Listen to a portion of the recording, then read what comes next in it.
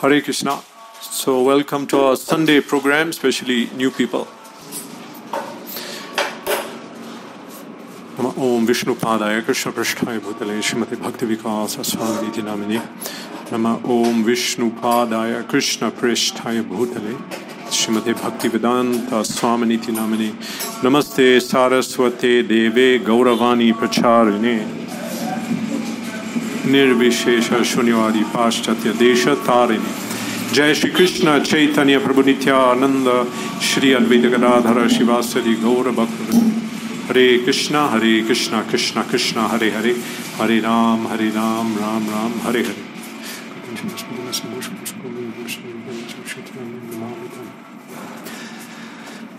So today we are continuing on last week's topic. Last week we were discussing on this song BHAJA Hure Mana by Govinda Das.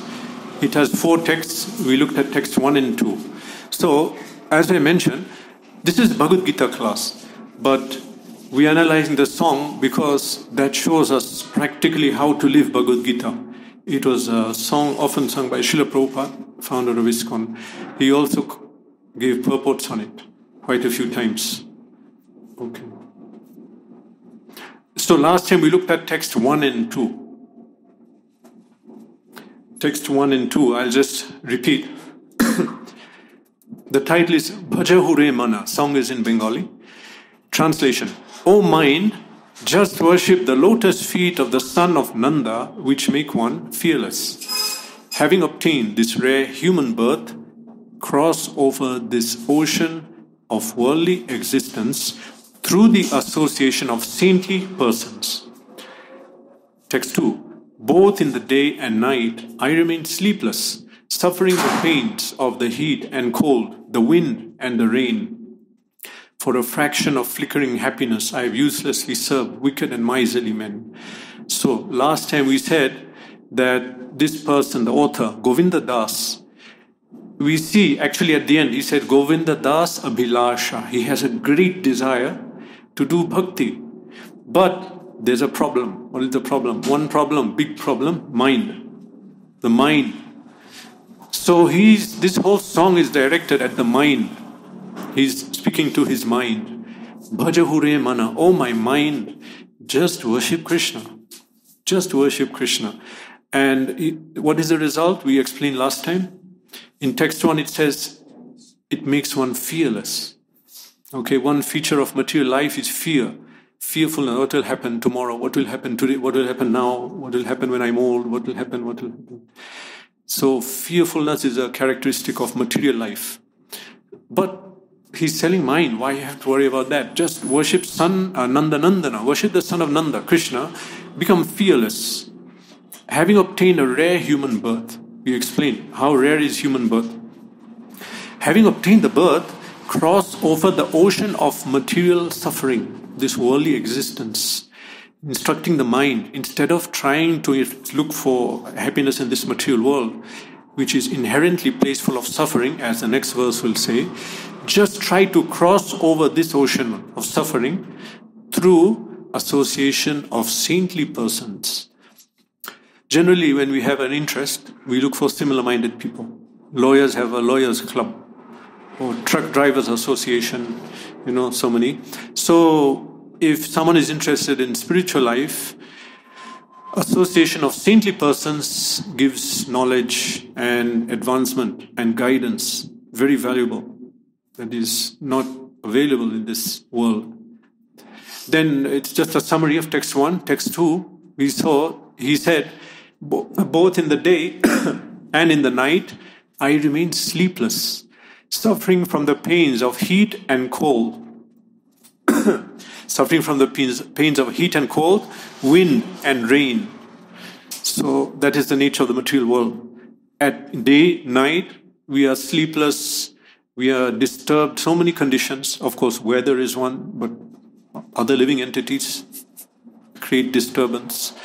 And he says here, for a fraction of flickering happiness, I have uselessly served wicked and miserly men. So here, the previous acharyas who comment on this verse say that fraction of flickering happiness, this refers to sex. So for looking for that, I have tried to seek served wicked and miserly men. Means I work for people to get money, to get so many material things, and the only pleasure I have is that. Sex enjoyment. Chapala sukha. Bifale se, chap. Bifale se, Chapala sukha. Chapala means it's pal means second. Chapala means this is Bengali. Just momentary happiness. I'm struggling so hard, and for that I have to serve wicked and miserly men. Means working. So that is text 1 and 2. So today text 3 and 4. Okay, I'll read text 3. What assurance of real happiness is there in all of one's wealth, youthfulness, sons, and family members? This life is tottering like a drop of water on a lotus petal. Therefore, you should always serve and worship the divine feet of Lord Hari, he's saying. So he says, if we look at this now, he's saying, what assurance of real happiness is there? Okay, he's hitting on the topic of happiness. Happiness. Okay. In this material world, everything is moving because of happiness. Well, not happiness, seeking happiness. The search for happiness. The promise is, whole advertising industry, you'll get it like this, no like that. No, you'll get it like this, you'll get it like that. You get it by buying a car. I have a car. No, you need the new one with this feature or that. And finally, no, I don't drive. Okay, buy a motorbike. Now it's electric. So, search for happiness keeps material world moving. Because everyone is searching after something, and so someone will try and give it for some benefit. For some material benefit, some money. They'll promise that I can give you happiness. I can do that. It will come down. Okay, so people are studying, people are working, training in sports, going hiking, looking for a good place to eat, looking for money, looking for what? Why? Happiness. I don't have to tell you, you know. Whole point is happiness. So here, Govinda Das is saying, okay, you are searching for happiness, but what assurance is there that we'll get it like this? He says that what are some of the main things people search for happiness? E dhana yovana putra parijana ite kyache parati tire. He says that, as this verse says, so people normally search for happiness in wealth, dhana, yovana. The youth. Youth means we have strength, we have good senses, so let's enjoy. Let's enjoy. Wealth, youthfulness, sons, and family members. So people search after this. Okay, let's look at it one by one. Wealth, dhana. Can you enjoy wealth? Maybe. But then why do people renounce? Sometimes. You can get some, there's echo. You can get some kind of illusory happiness. It's not a factual happiness. Many times I give this example, like in a dream. In a dream you're happy. Then you wake up, I was not really happy. I didn't really have money. It was illusion. But that happiness was not. The happiness came, but it was not factual. It was not based on something factual. So material life, you can get some kind of happiness. But there's a word in English, ephemeral. Ephemeral means dream-like, not real. It's not really there. So that kind of happiness you can get from material things. And wealth is material. Wealth is material. Money is paper. Then form, that's also material. All material things, some kind of illusory happiness, but not really, not factual. That real happiness is not a feature of the material life and material world. Real happiness, to come to that, we have to come to the end of the material life. Material life end doesn't mean giving up much matter. Big misconception. It simply means understanding matter for what it is. Practically, maybe things go on as they are in our life, but not seeking happiness in those things. So, the material world, why do we say the happiness is illusory? Because matter itself is illusory. Factually doesn't exist. Okay, and one proof is that at one day in time, this whole material world won't exist. And something that's giving me happiness, tomorrow won't. So is really happiness? It says dhana yobana. Really can wealth give happiness? Okay, dhana. Dhana. As I said, at some stage people just get frustrated with wealth, and so then what happened? Where's the happiness? Means it wasn't real. Otherwise it will be always giving. Okay, dhana yobana. Second is youthfulness. So young people, young means we're all young, don't care for anything generally. If you tell them do this, you'll be healthy. Who cares? I'm okay, no issue. Health, future. What about your future? What do your future? We'll see. We don't care. Death that is not now. That is, you're talking 40, 50 years. Now I'm young. Why are you talking about death? So generally speaking, youth is something, not concerned about anything, especially old age. Who cares about old age? I'm young. He has to worry about old age. He's old. I am not. I don't have to worry. Okay. But youth is not forever. Youth is temporary. Few years, maybe 1 decade, I don't know. It's slow motion. If someone dies, suddenly if you die, oh, he's died, such a... But actually, you're dying in slow motion. You're not seeing it. One white hair, another one. I could eat all these, now I cannot. I used to run up the stairs, now I run, but I'm breathing. So, slow motion death. They call it aging. You'll not see. So you'll think it's okay, everything's fine. But as I'm saying, that youth is temporary. Don't make plan according to that. What happens after that? Senses break down. No one wants to hire you. You'll never see air hostess old. No, never. Where are they? They'll be laid off after a certain age. Or waiter, or news reader. If you start to get white hair, color the hair. If any sign of not looking young, not good for business.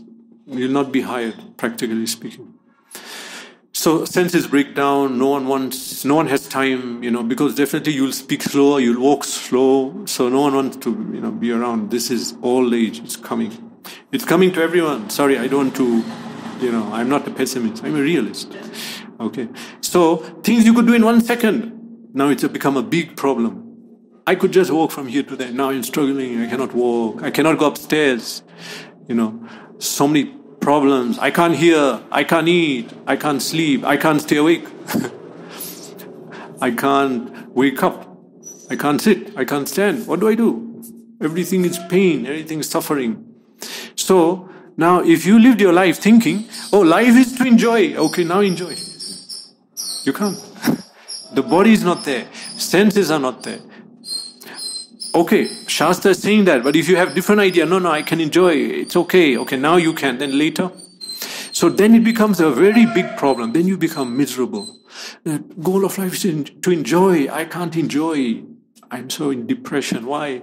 I can't eat, I can't go out. That is what we think. But if someone lived a life of spirituality, they relish in spiritual energy, spiritual activities, all kind of, when we say spiritual, so many things, bhajan, kirtan, relishing Shastra. If we read Bhagavad Gita with sincerity, deeply, or we hear teachings of Gita, there's a kind of spiritual pleasure. Okay, and in a kirtan, going in association of devotees, going to a holy place, or taking prasad in association of devotees. For some people, this is the same alien concept, strange, But you have to try to understand. So now, if someone did absorb themselves in spiritual life before, then old age or young doesn't matter. We are going on. But I cannot do that. I'll do some other activity. We connect to Krishna, to spiritual life, in so many different ways. We'll do that. But if we didn't, then it's a big problem at old age. So here, Govinda Das is saying, what assurance is there that you'll get happiness out of your wealth or your youth? What assurance? It's not sure. Many reasons are there. Okay? So, Shastra says, Jara, Janma Mrityu Jara Vyadi, 4 things are source of suffering. many things cause suffering in this material world, but 4 are particularly bad, and that is birth, death, disease, old age. So now Shastra explains again and in detail explains. For example, birth, so painful. We see in that narration in 3rd canto. The womb, embryology is explained.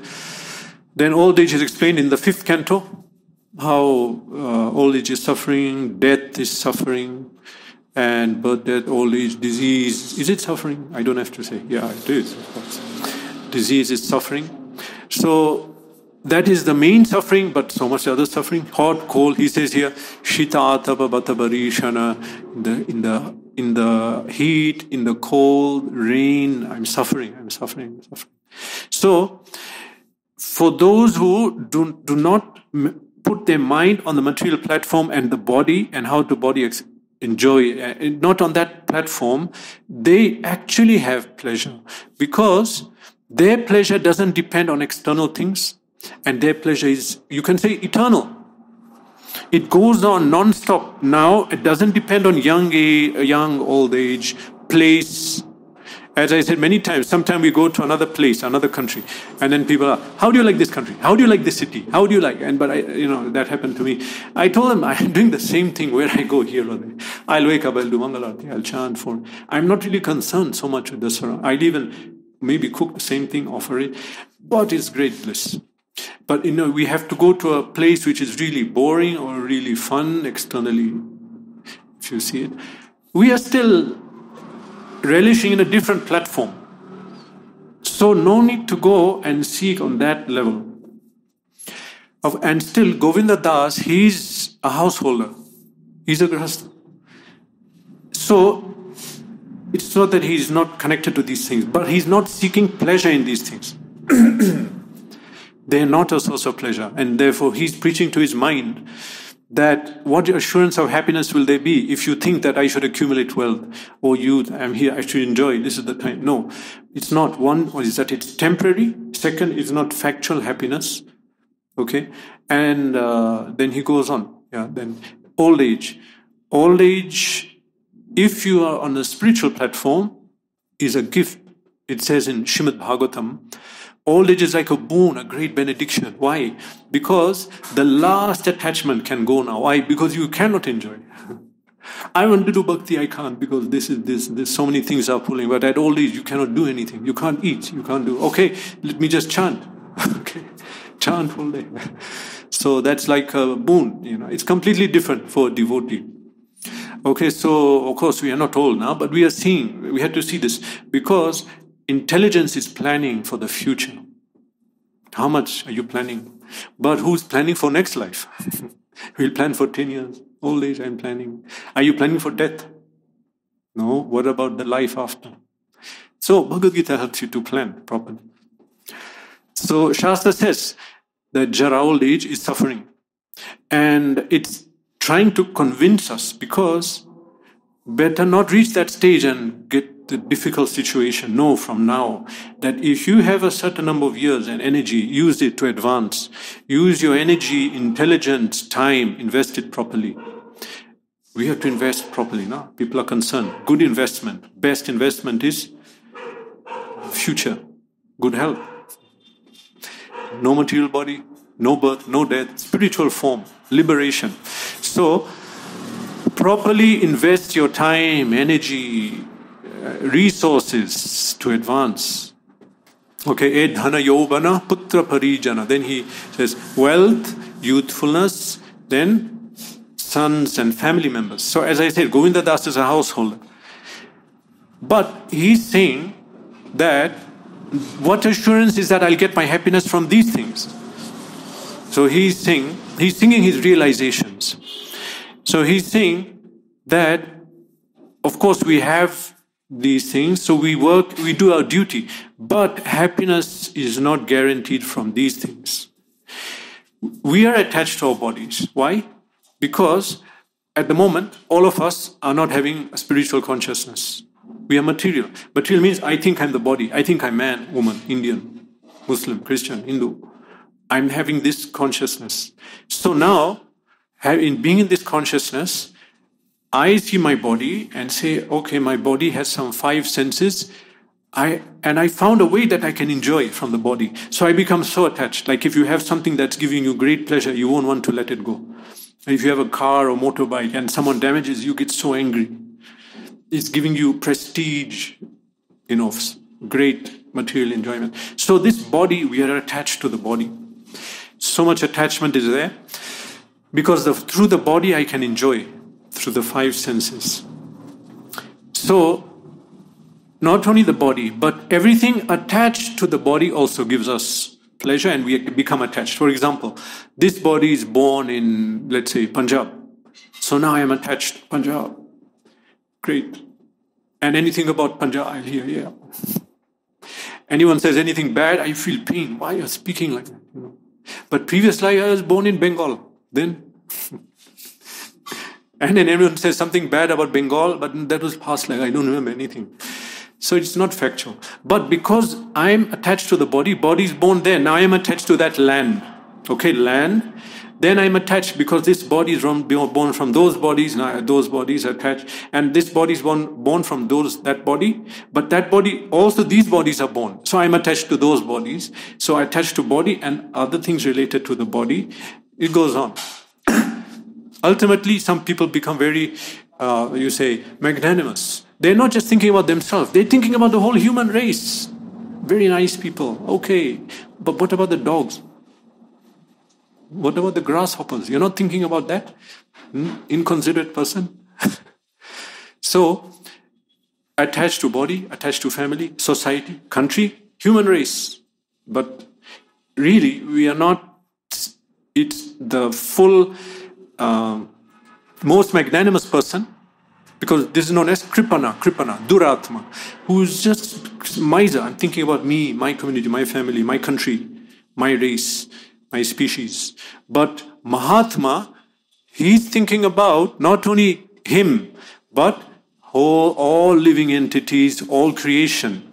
And how do you serve all creation at once, fulfill your obligation? Shastra says that if we sarvatma ye sharanam sharanyam gato mukundam parihartya kartum, if we surrender to Mukunda, Krishna, then we have, by serving Krishna, we are serving all living entities. Our obligation is satisfied. But generally, it's not like that. People are attached to their body, society, friendship, like that. So now, he's saying that we are attached to one of the things. Dhana, Yobana, Putra, Parijana. So family members and son, that cannot also give us happiness, because we are seeing that there's a relation, but that's on physical platform. But now, let's go on the spiritual platform. Who am I related to? Spiritual platform. Everyone, we are all souls. All of us. Vasudeva Kutumbakam. I heard that. Yeah. Actually, we are all, Krishna says in Gita, Aham Bija Pradapita. I am the seed-giving father of all living entities. So we are all related to Krishna. We all came from him. Can you bring me one coin? Then I'll tighten this, it won't keep falling. Coin. Okay, so we're all related to Krishna. And that's the family. On the spiritual platform, we have no distinction of family, race, religion, country. We don't. But then, who's on the spiritual platform? They're not. So, for someone,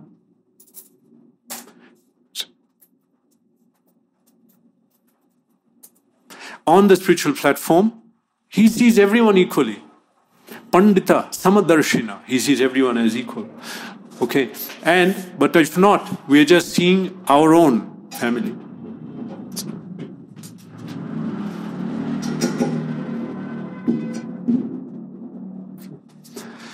So the Mahatma, great soul, is one who's considering everyone his family. I'm concerned about everyone, not only me, my body, my relative, my country, my species. Mahatma. And that is defined in Bhagavad Gita. Mahatmanastumam partha devim prakritim ashrita. The great soul, Mahatma, he is under the spiritual energy, Krishna says. Bhajanti ananya manaso. What is the feature of a Mahatma? Always worshipping Krishna. So Govinda Das is telling his mind, you just worship Krishna and don't focus on these things. And you want happiness. Everyone searching for happiness. But what guarantees it that I'll find my happiness in these other things? Because for many people, when a murder happens, any big crime, you know what the police first do? They check family members.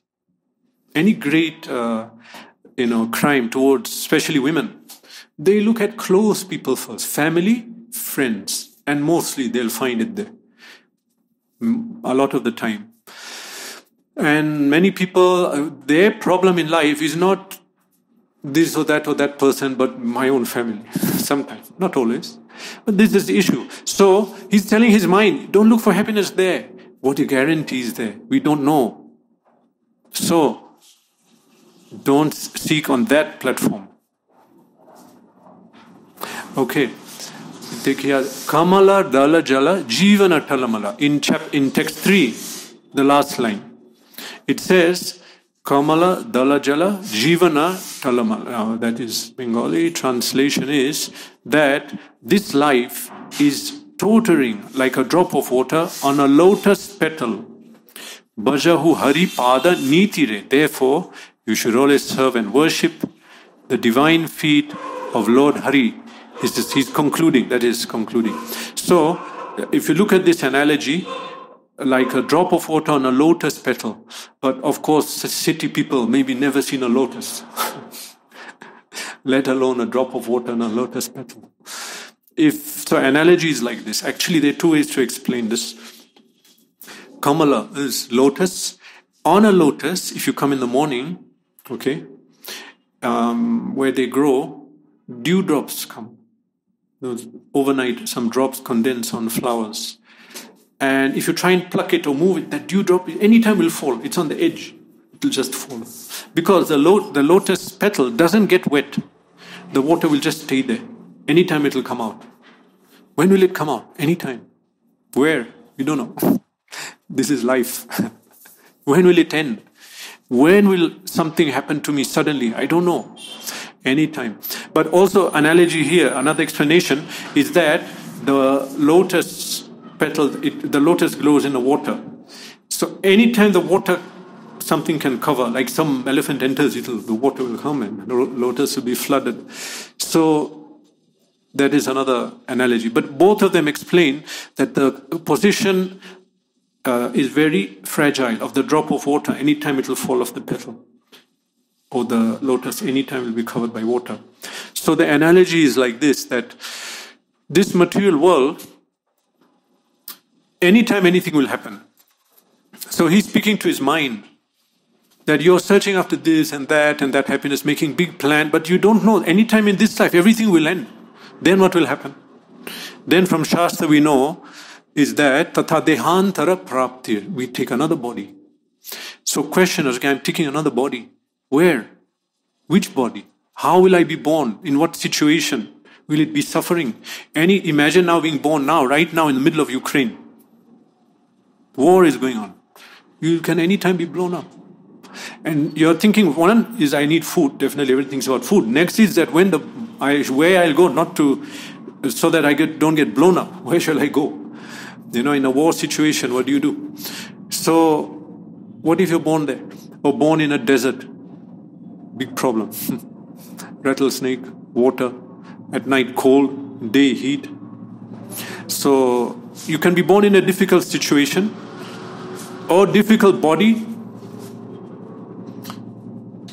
So in this case, what will we do? So he's telling his mind, Bhaja that now don't seek your life looking after these things, looking for these things, because anytime we'll die, and what will happen then? Where will we go? So that is the concern. So he's trying to persuade, and he gives this analogy. This life is tottering like a drop of water on a lotus petal. That this drop of water anytime will fall off. So our life anytime will end. And so then we have to face the consequences of our life. And what happens? So that fear is there. And therefore, when we see people, because of Maya, illusory energy, they are living in this world. They are seeing death every day, but no one is thinking, I'll die. Something will happen to me. No one thinks like that. We are thinking, I'm young, everything's there, I got money, everything. But things change very fast. There were people who were living in Ukraine. They had money, they had house, big family, wealth, health, anything. But now what is the position? They had to leave so fast. Overnight, anything will change. Overnight. We cannot predict. Suddenly, things change. And an intelligent person, therefore, will consider this point, that I have a form. Supposing for somebody born in India, India is supposed to be the best place for bhakti on this planet. It's known as Punya Bhumi. So, and the form, different human bodies are there, but the particularly Indian body is suited for bhakti. Other bodies are suited for different things. If you get an Eskimo body, you will not have problem of feeling cold. Yeah? And some bodies, you can live in the desert, no issue. Here it gets hot, I need fan and this AC, we get disturbed. But certain bodies you get, human bodies, you will not have that problem. So all bodies, different things, depending on our past life.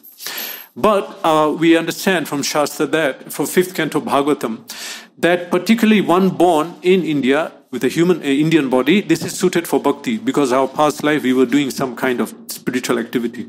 So now, if someone has taken their birth here and in this form, they have a very big head start. And they can easily achieve perfection, spiritual perfection, if they start it. If they don't do it, then what can be done? In Srimad Bhagavatam, there's a verse regarding the temporality of this material world. In the 10th canto, in chapter 14, which I think is Lord Brahma's prayers. Yeah, Lord Brahma's prayers.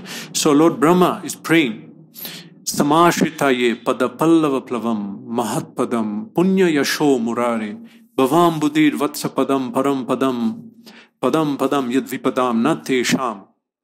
He's saying, Lord Brahma is saying, Ashray means shelter. Samashrita. Sam means samyak, fully take shelter of Krishna. Samashritaye pada pallava plavam. Pada means feet. Pada pallava means lotus bud. A lotus bud is attractive. It's a flower that's not open. It looks colorful and the shape, and it's very attractive. So Krishna's feet are compared to lotus bud. So he says that Brahma, take shelter of the lotus-like bud feet of Krishna, which are like a boat. Pada pallava plavam. So he said it's like a boat which Mahatpadam Punya Yasho Murari, which by taking shelter of a boat we cross an ocean. So by taking shelter of the lotus feet of Krishna, which are like lotus buds, we can cross over the Bhavam Buddhir, the material ocean of suffering. We are trying to stop the suffering, but it's not working. But that will work only here, Shastra says, when we take shelter of Krishna.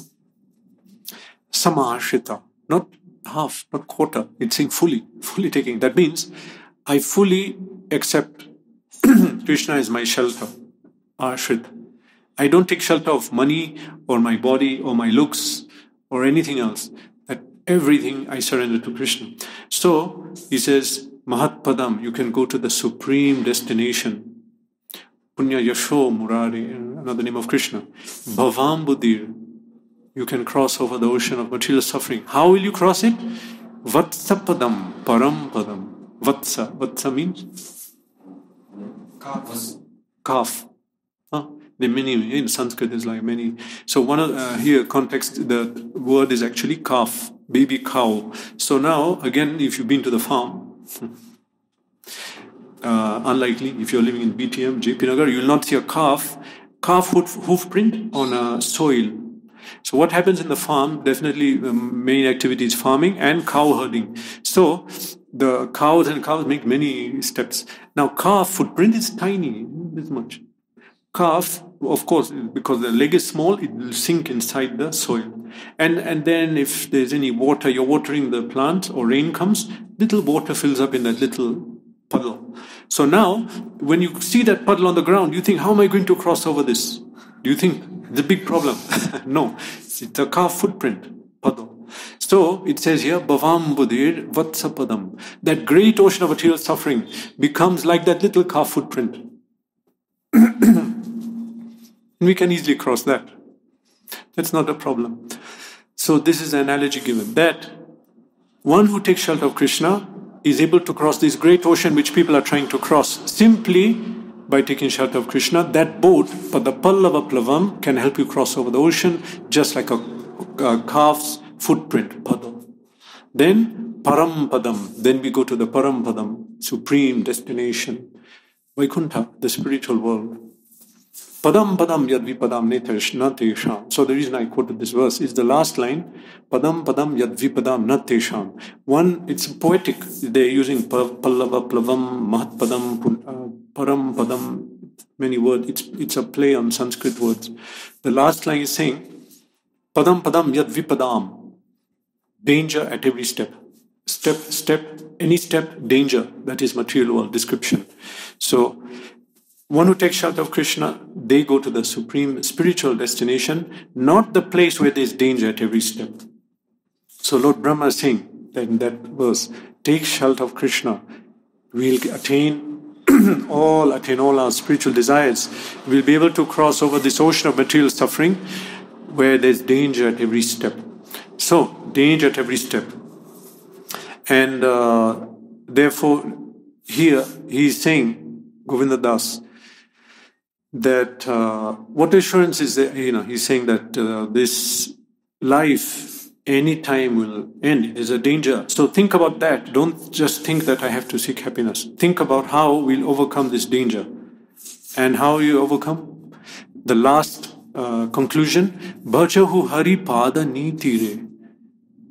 How? Just he's concluding. Therefore, he says, he spoke many things that I'm suffering, I'm going through this problem, that problem, and he's telling his mind, now you're seeking happiness, sometimes you're suffering, now enjoying, and this world, anytime this life will end, therefore, Bhajahu Haripada, therefore just worship Haripada, worship the lotus feet of Hari. This is the conclusion he's saying. So the whole verse, all these verses, he's simply trying to persuade his mind. Okay, so as we know, we have a mind, I have intelligence, I have senses, but we cannot say I have a mind. It's like mind has me. Mind is controlling most of us. People decide at a whim to go here, do there, eat there, change the job. Today I'll take off. Mind, it's the mind. 99% people are not in control. Mind is controlling. And as I mentioned, people know that they take advantage. One is, I said, insurance industry. Second, advertising industry. And many others. Confidence tricksters.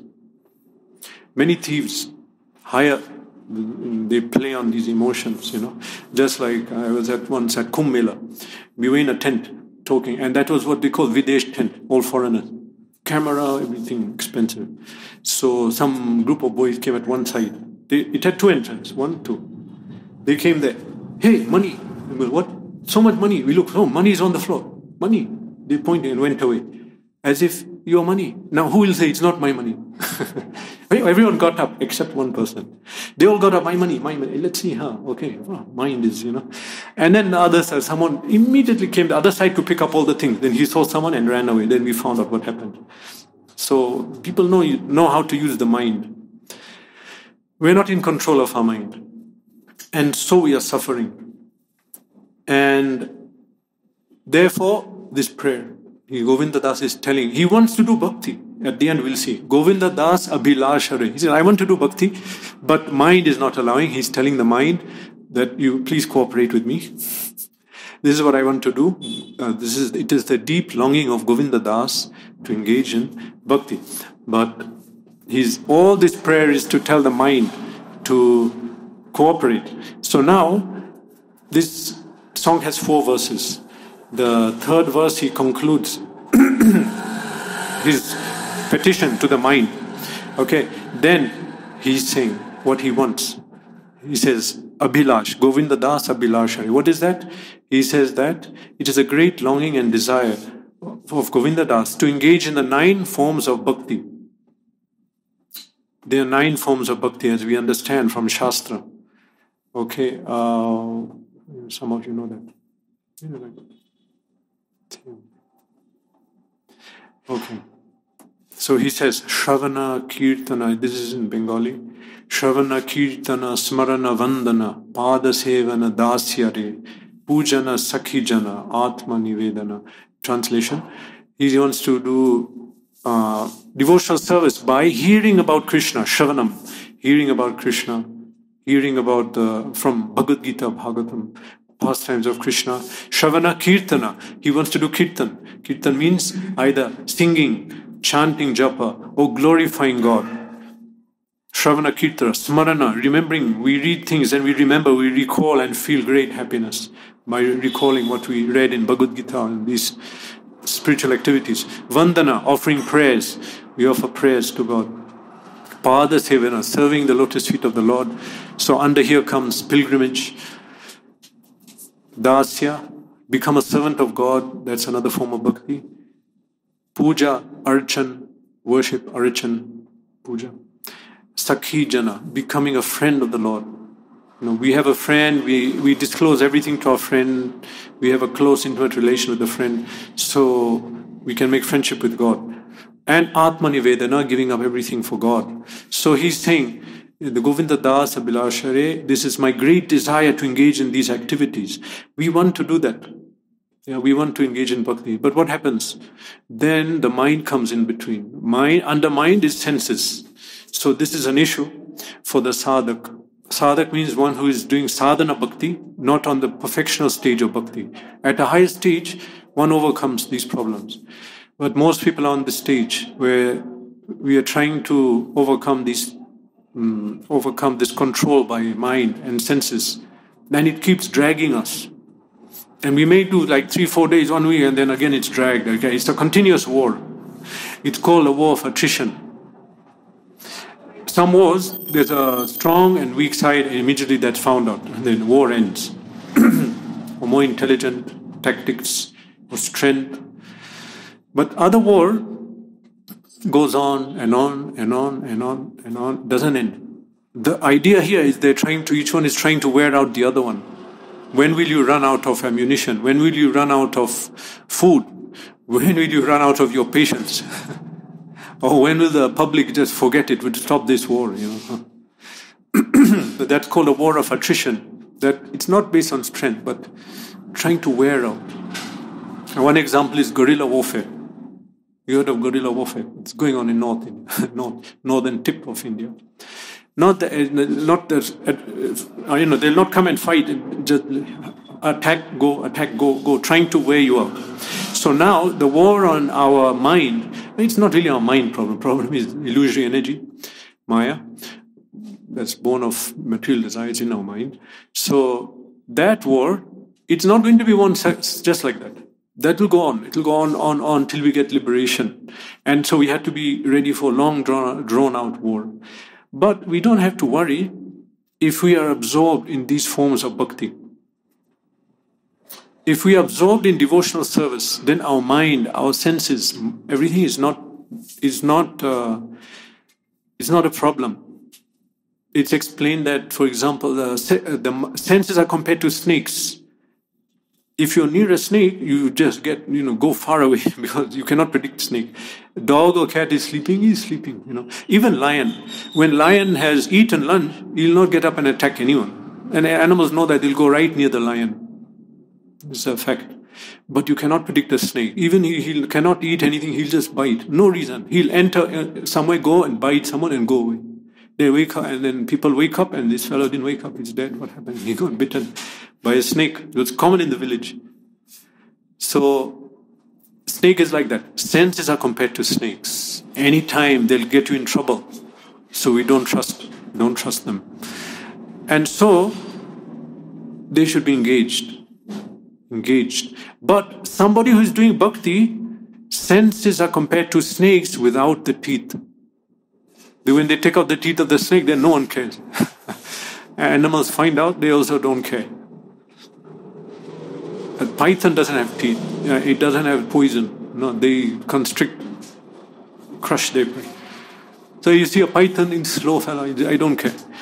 So, but these teeth with snake, the fangs and poison, we are careful. So senses of a person who's doing bhakti, who's absorbed in Krishna, the senses are not like other people. They're not a danger.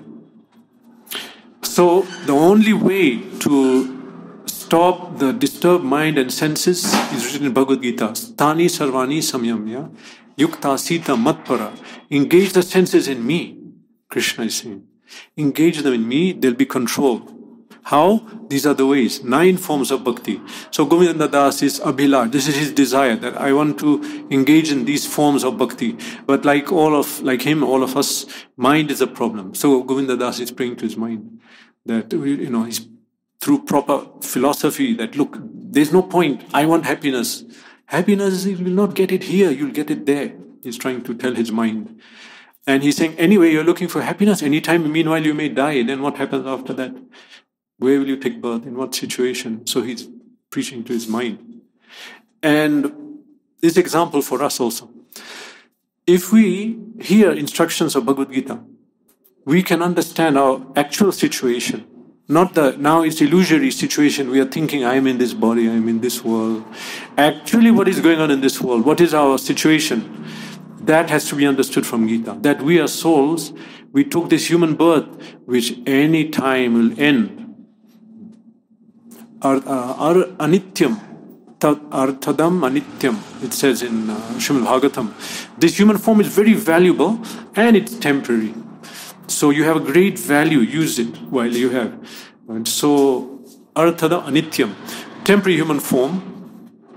So Bhagavad Gita tells us, you have a temporary form. Anytime it will end. And actually we are not the body, we are the soul. Oh, but I want to be happy. Yes, happiness is there, fully, in full Krishna consciousness. You don't have to seek it. It is there. It is a fact. It is a factor of spiritual life. No need to seek it. Happiness is there. And Krishna says, Yogakshemam vahamyaham, I will satisfy all, I'll provide you materially. Don't worry about matter, about your sustenance. That I will solve. And happiness, eternality, no birth and death. So by reading Bhagavad Gita, we understand properly what is our factual position. Then the conviction comes for spiritual life, determination. People also suffer from lack of determination. Like, I want to do this, I'm feeling lazy. But if you understand really what's going on, then you will be very motivated. If there's a fire and we're upstairs, quick, get up, run away. Huh? What? Get up. There's a fire. Okay. You start, get up, fire here, look. Oh, then get up and run out.